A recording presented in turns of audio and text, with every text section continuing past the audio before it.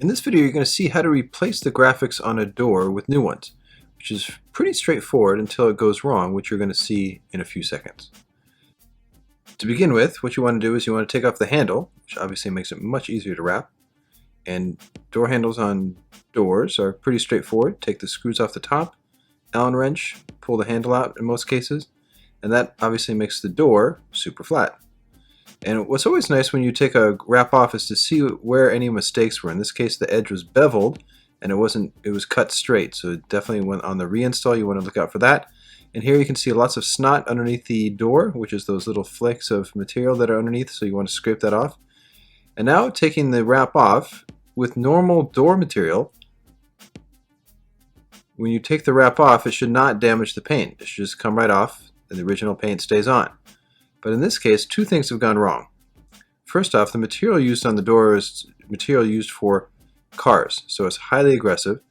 And number two, whoever did the painting didn't put it on a good primer coat, and so it's basically just paint on the door, so that has a very weak surface. So what do you have to do in this case? You have to sand and prep the door again. So obviously this is definitely time. And if you are going to do this, obviously make sure that the sanding process leaves a very smooth surface. The paint that you're using on, try to use low VOC or not. If you use low VOC, definitely pay attention. Try to use paint that definitely works with film so the film will stick. And obviously the biggest thing is let it dry. And once it's dried, you reinstall the door. And then you want to take a scraper and scrape any snot off so the surface is smooth as it possibly can be. So you can take your time. And again, what's nice is there's graphics going on top. This is, secondary paint job. So it doesn't have to be perfect in most cases if you know that the door is going to be wrapped. And then what you want to do is really important when you are cleaning the door before you wrap it is you don't want to make sure that it's wet or absorbs any moisture. So you want to spray your hand towel and then wipe, not spray the door. And just make sure it's nice and clean. And what's really important is, especially after you scrape, is to clean all the material off the floor. Be super thorough about this, because you don't want that when you take off the backing paper for that to get back on the door. And it's always nice if you're working on doors, put a little stopper there to hold it in place. And again, just to be safe and make sure this is a little damp, is to make the floor a little wet, and that'll keep any kind of little tiny specks from jumping out and getting on the film. Very important. And then you simply just, in this case, the material going on is a calendar film, and use calendar for doors because calendar film works perfectly for these type of installs. Good price point, great film. Just do a measurement, and you want to have enough bleed top to bottom. You want to have about an extra, let's say 2 inches on the top and 2 inches on the bottom, and on the sides you want to have about an inch on the sides. Just makes it easy to work with, very precise. And in this case, because there's no graphics to make straight, you're simply just going to pull off the backing paper and kind of set it in place. And if this was just white material, it wouldn't matter if it was crooked. It doesn't have to be exactly straight, but this actually is a textured film, and it has, if you can see those slight lines on the material, that's part of the groove of the texture. So you definitely want to make the panel straight. So here, measuring, and you get 3 inches or 9 centimeters there. Come up to the top, and you basically just want to make it the same. Make any little adjustment, pick it back up, and make it straight. And again, if this is just white gloss, you wouldn't even have to do that. Once you get that done and set up properly, you set up your permanent hinge and work up. And then pull the backing paper and work down. And you can pull the backing paper in long stretches. Free hand at the bottom. My left hand there is pushing down to create nice glass. So your hands are working in combination with the backing paper still on. Keep the backing paper on as long as possible in this case.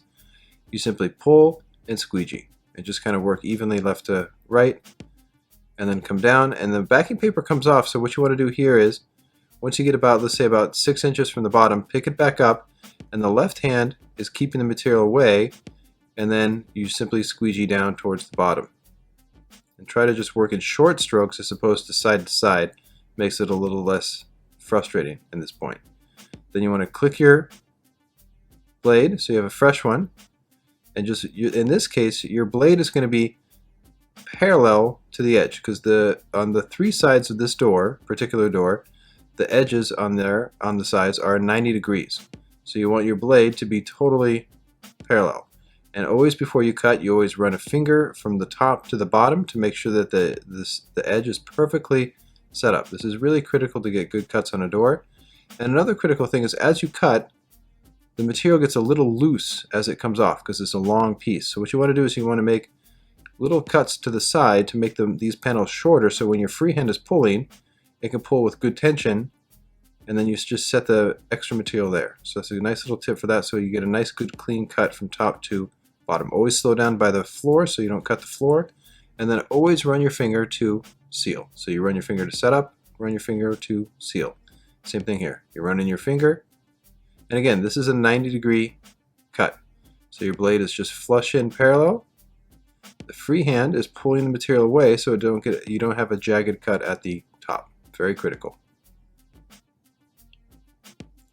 Always go back and seal. Especially on doors, you want to make sure that they're nice and sealed. And again, even though you just clicked your blade, this is kind of a tricky cut because it's a beveled edge. So you want to set up the edge on the top surface area. And then what you're going to do is, again, run your finger and set it up. And then by pulling the material with your free hand, I'm angling my blade in this time on the top edge, so it cuts flush to the top of the beveled edge. No different than you would if you're cutting a free-floating window. Same process. So angle the blade in, and you get a nice, good, clean, flat cut. Again, look at the scraps. Clean workspace. All your material and backing paper is super clean. No scraps on the floor. Cut that. Slow down by the floor so you don't cut the floor, and then go back and seal the deal.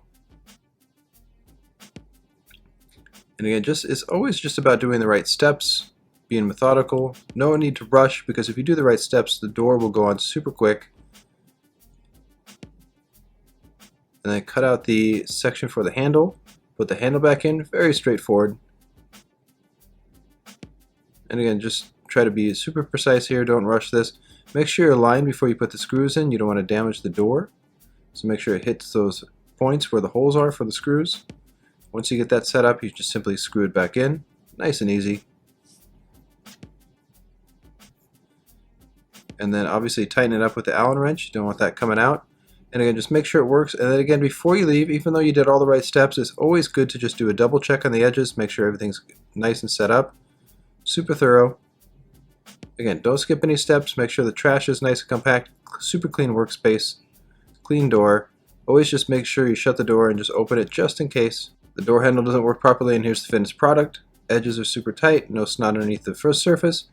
And again, what's nice about this type of material that I just put on the door is, this is for my daughter's bedroom, Tiger Lily, super cool kid. And she liked pink before, but she doesn't like pink anymore because she's 6 years old. So what I did is with this white material, and this is a texture white material, is that you can draw on it with water-soluble pens and then simply wipe it off, which now she's super excited about. So now she gets to draw these birds and flowers and stuff and just change it out anytime. Super cool stuff. So doors, swapping them out for new material is always good, especially if you're a papa. Thanks for watching. I'm Justin Pate.